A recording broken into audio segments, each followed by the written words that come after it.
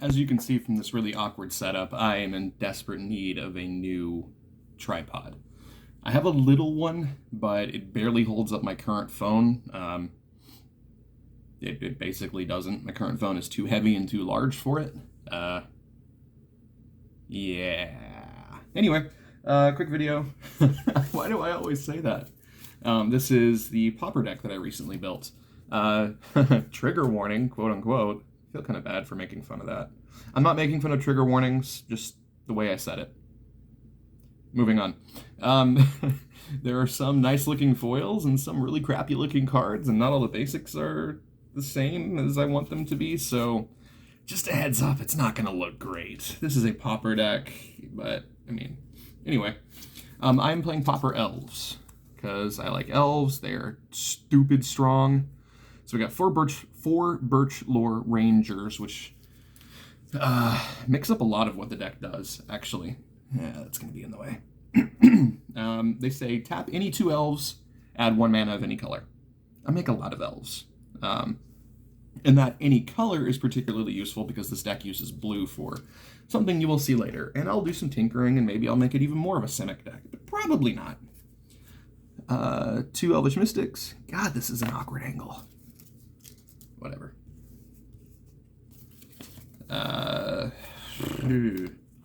4 Visionaries. I'm trying to find 5 of these for the FNM promo version. 4 for this deck and then 1 for my Lathril Commander deck. This is one of the things I was talking about. 2 Essence Wardens. I'd much rather have this border. So we'll see. Hopefully I can get those in the future. Another sort of silly thing. I have 3 foil Findhorn, Fidwide, and 1 non-foil. But anyway, yeah, lots of 1-drops and dorks. 2 Llanowar Elves rounds out the cheap dork package. So the 4 birch lore, the 8 normal dorks, and, well, I guess it doesn't completely round it out because there's another one that counts as a pseudo dork. Anyway, Lysalana Huntmaster is a huge part of the deck. Every time I cast an elf spell, I create a 1/1 elf token. So the point of the deck is swarming. It's extremely weak to cards like Electrickery, and I don't currently have a sideboard because I'm not planning on entering tournaments. This is just going to be for casual play with my friends who know how to play Pauper, but maybe I'll create a sideboard at some point. I'm sure that was completely understandable through all my yawning. Another extremely important card to the deck for Nettle Sentinel. Whenever I cast a green spell, it untaps. It doesn't untap during my untap step. With all the green spells that I'm casting, this is amazing because if I have 2 of these out, if I have 2 of these guys out and a birch lore, tap them, add green, cast another birch lore, untap them. Like, it's absurd how much mana they can create. And being 2/2s, it's decent. Could be a lot worse. Priest of Titania is a common. So I'm running 3 of her. I'm not running 4 because this deck generates so much mana already, and there are turns where I'm just kind of sitting there twiddling my thumbs because I have so much mana but nothing to do with it. I am ecstatic, and it's going to be kind of hard to see here, but I'm ecstatic that they finally reprinted Quarian Ranger, and that there's a foil. So I went out and bought 7 etched foils of this. I have 3 in Commander decks, and then the play set here. The original printing was common, so despite the fact that it's uncommon, well, that's how Pauper works. Quarian Ranger is incredible. I don't run many lands, so there are times where she's just another dork, because I didn't have a land, so I tap my land, bounce it to untap a dork that I have, play that land again as my land for turn. If I'm at the point where I actually do have a lot of spells to cast, and I need a lot of mana, she untaps Priest of Titania. That being said, I really do think I need to find some kind of mana sink. I have 1 mana sink in here, which we'll get to a little bit later. Running 2 Sylvan Rangers. I mean, aside from being an elf that I can tap with Birchlore Rangers and create an elf with create an elf with Lysolana. It gets the one island in the deck. This is a pretty standard build, but anyway. 2 Timberwatch elves. Kind of the win con sort of. Swing and pump something by 400 billion. And 1 Well-Wisher. I had 2 for a while. And actually just before this video, I dropped 1 of my lands and my other Well-Wisher for 2 of the Fyndhorn Elves. Yeah. If I had a sideboard, I can imagine maybe putting another one of these in, or a couple of Weather the Storm. We'll see.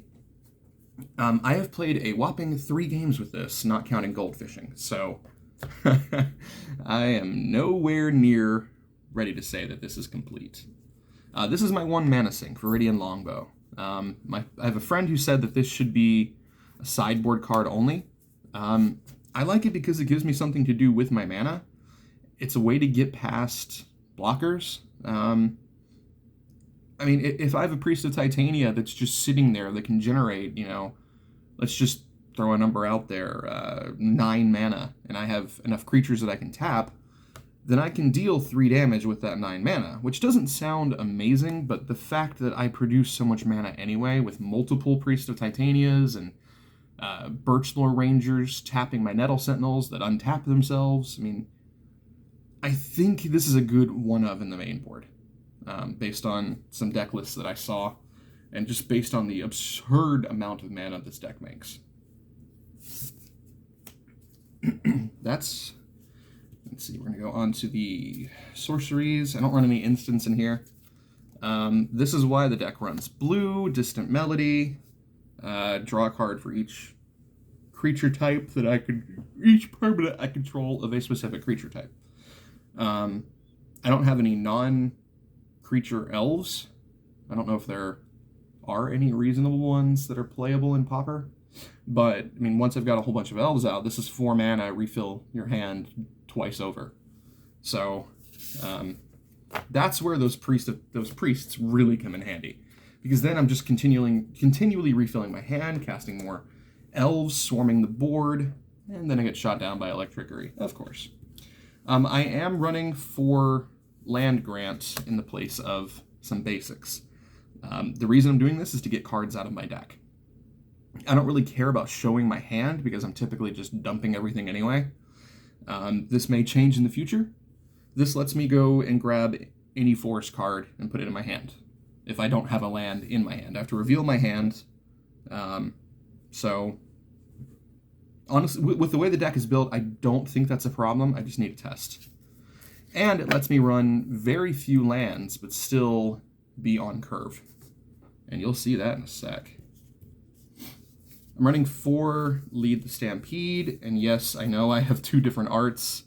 I want to get more of the Ikoria art. I just gotta find the cards. I mean, 3 mana is easy for this deck to produce. Look at the top 5 cards of your library, reveal any number of creatures, put them in your hand, put the rest on the bottom in any order. The deck runs 38 creatures, I believe.